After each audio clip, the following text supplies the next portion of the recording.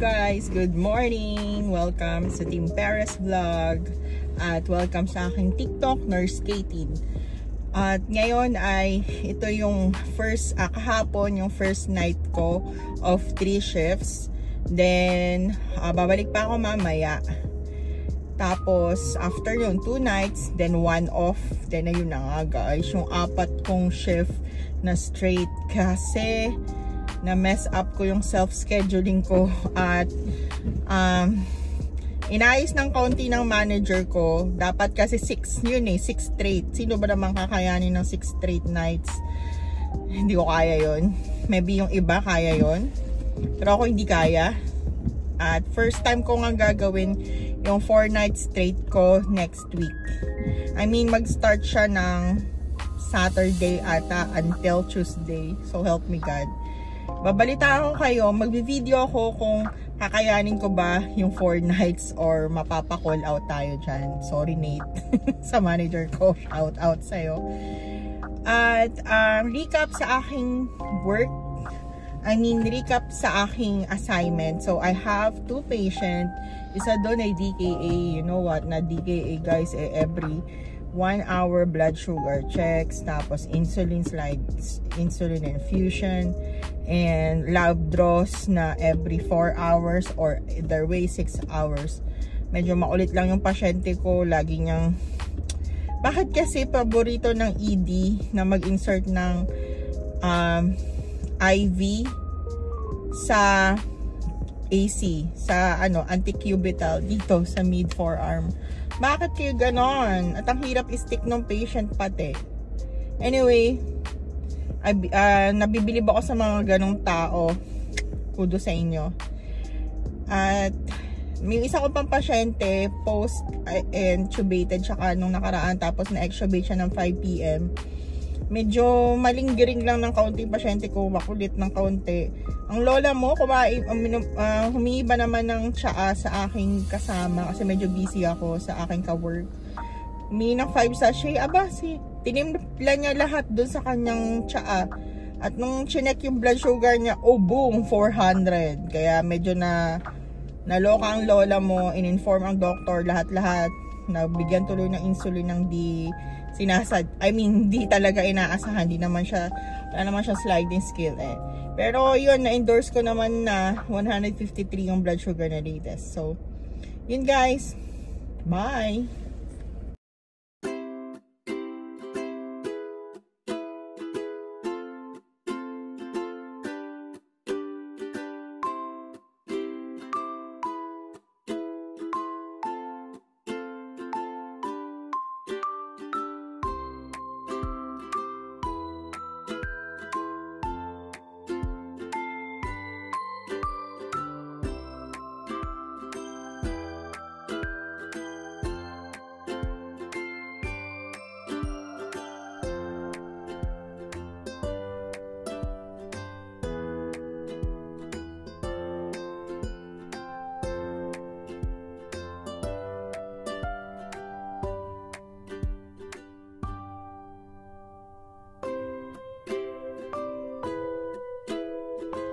Hi guys, good morning. Ito ngayon yung kakatapos lang ng second night ko.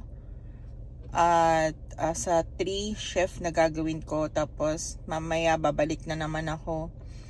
At mabanggit ko lang guys, ano ba talaga ang the best na shift? Day shift or night shift? At sa totoo lang, gusto kong matapos na itong kontrata ko sa agency namin at pumunta sa day shift. Pero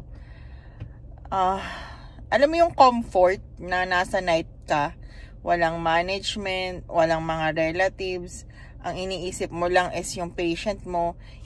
Bihira lang yung magkaroon ng relatives around sa unit namin sa ICU.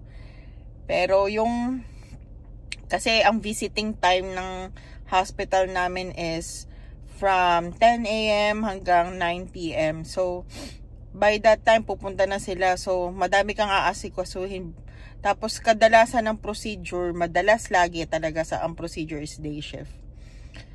Yun nga lang, kapag night shift ka, tahimik naman, alam mo yun, in and out matahimik. Pero syempre busy pa rin ICU ka, mabigat yung workload mo.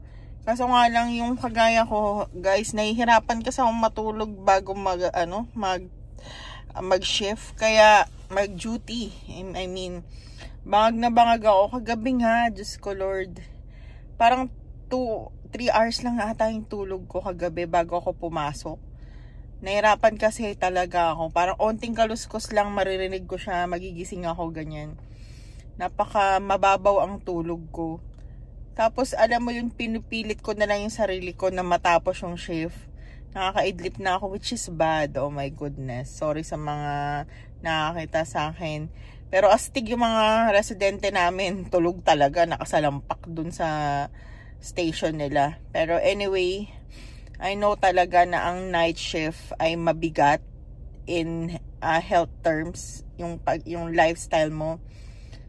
At sabi nga nung primary physician namin, yung doktor namin ng family kapag nagna-night shift ka, parang imbes na mabuhay ka ng longer for 108 years, mababawasan yung life mo ng 10 years. So, let me know guys kung agree ba kayo doon. Okay, guys, tapos na ang aking 3 night shift. At na-survive ko naman yung mga pumapasok ng mga kakaunti lang ang tulog. 3 to 4 hours lang ang malakas na nurse na ito. So, isang off lang ako, tas bukas balik na naman tayo. So, ganun lang talaga, overtime ng overtime, kasi hindi tayo pinanganak na mayaman. So, later today, pag nagising ako, magpipick up ako ng gamot na pinescribe sa amin ng primary physician namin, kasi gamot ni Rafa para sa something niya. So, sige guys, tulog muna ako. Hi guys! Good morning! Welcome sa Team Paris Vlogs again. Guys, i-share ko lang. Ito, kasi ito yung first time naming boboto overseas. At ayan, nakakas na kami ng balot. Online lang siya guys. Medyo mahirap lang. Late na nga kami. Ngayon na lang kami, last day ngayon. At ngayon na lang kami talaga nakaboto. Busy guys. Pero anyway, we did our part sa government natin sa Philippines. So, boto na rin kayo. Bumoto ba kayo? Comment down below. Hello guys! Ito po yung aming new homeowner. Charot! Ito po kami, maghahanap po kami ng pera. Papunta po kami sa Royal Farms. Hi! Ito na. I-document po natin to. Mali mo, ito na. Team Southfield. Ano ka na? Team Rosedale ka na ba? Nottingham pa ba ito? Ito po yung garage po ng aming friend. Ano po yung parking space po nila. Ang laki. Mas meron po silang pantry. Ito po yung pantry.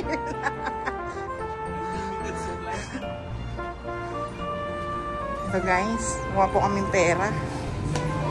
Royal Farm. So, sir, ano po gagawin mo, sir? Shout out? Magluluto ho kami.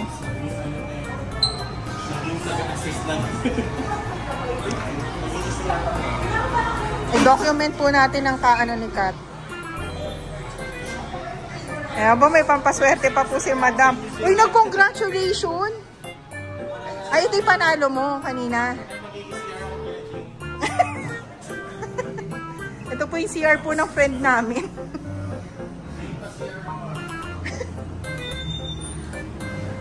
Tingnan nyo po itong style po ng aming kaibigan. Tingnan mo nyo po. Meron kayong rasyon. Ganun pala yun. Guys, so nalaman nyo po sa expert, naka 90k na po yan. 90k!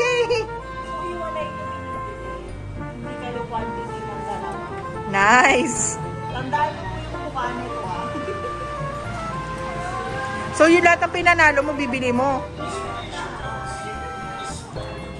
Learn from the expert. May sumunod pa po.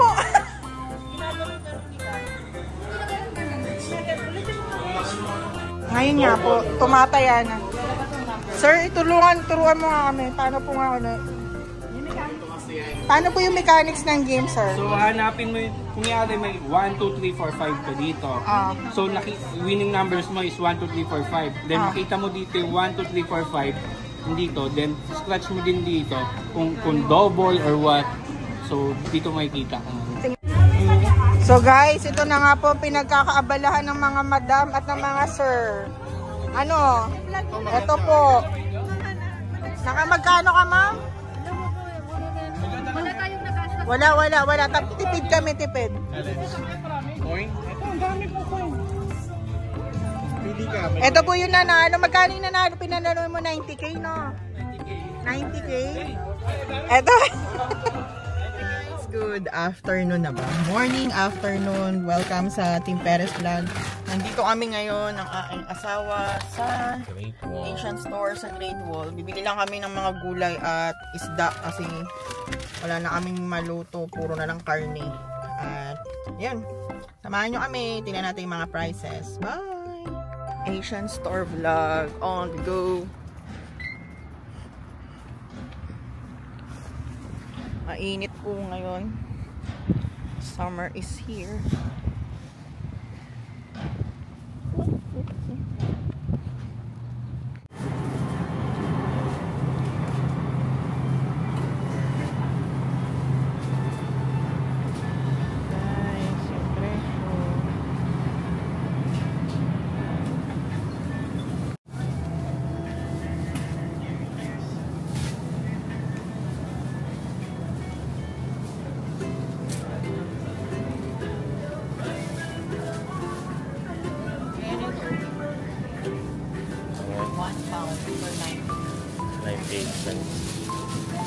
Wala na ba tayong kamatis? Sibuyas siguro meron pa naman, no? Oo, madami. Cucumber ba to or ano, zucchini? Cucumber.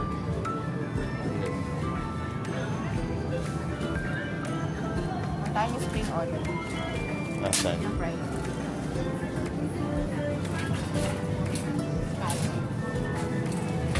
Scallion. Scallion naman.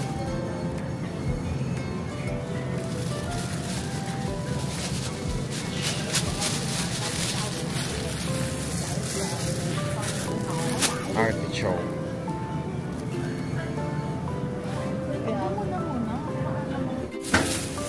$1.99 per pound. Jalapeno. Ito ba yung jalapeno? Ito lang hot pepper.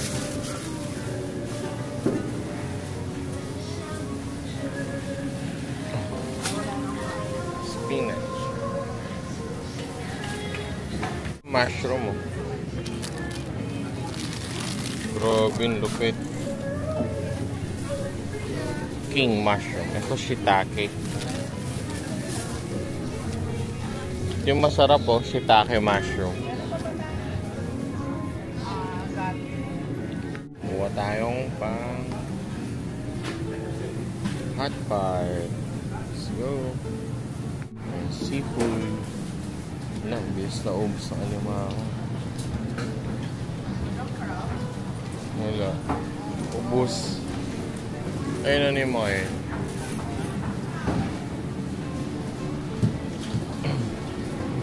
Mga yellow gill and frogs. Sarap. Ang ganda nyo.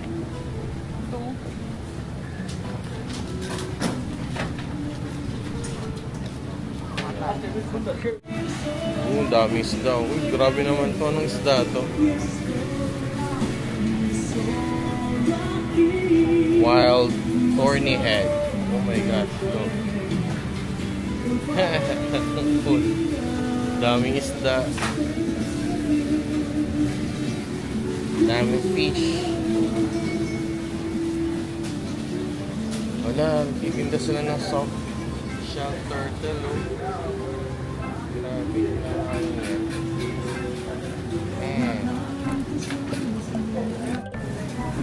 Fish. Shrimp, squid, mga buhay na crawfish. Ikaw naman ba eh? Broccoli.